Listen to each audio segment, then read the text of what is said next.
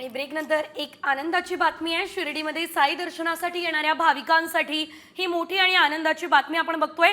सशुल्क साई दर्शन आणि आरती पासचे पेमेंट आता डिजिटल पद्धतीने करता येणार आहे। साई संस्थांच्या नवीन दर्शन रांगेत असणाऱ्या पास काउंटरवरती कार्ड आणि यूपीआय पद्धतीने पेमेंट सुविधा ही सुरू झालेली आहे।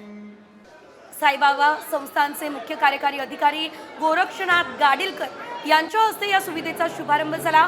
यापूर्वी ही सुविधा उपलब्ध नव्हती, त्यामुळे साई भक्तांना अडचणींचा सामना करावा लागायचा। मात्र आता डिजिटल पेमेंट उपलब्ध झालेलं आहे, त्यामुळे साई भक्तांची यावेळेस मदत होणार आहे।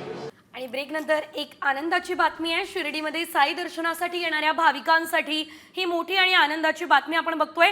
सशुल्क साई दर्शन आणि आरती पासचे पेमेंट आता डिजिटल पद्धतीने करता येणार आहे। साई संस्थांच्या नवीन दर्शन रांगेत असणाऱ्या पास काउंटरवरती कार्ड आणि यूपीआय पद्धतीने पेमेंट सुविधा ही सुरू झालेली आहे।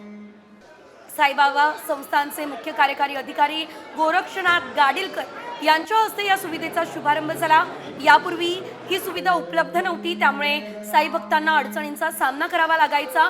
मात्र आता डिजिटल पेमेंट उपलब्ध झालेलं आहे, त्यामुळे साई भक्तांची यावेळेस मदत होणार आहे।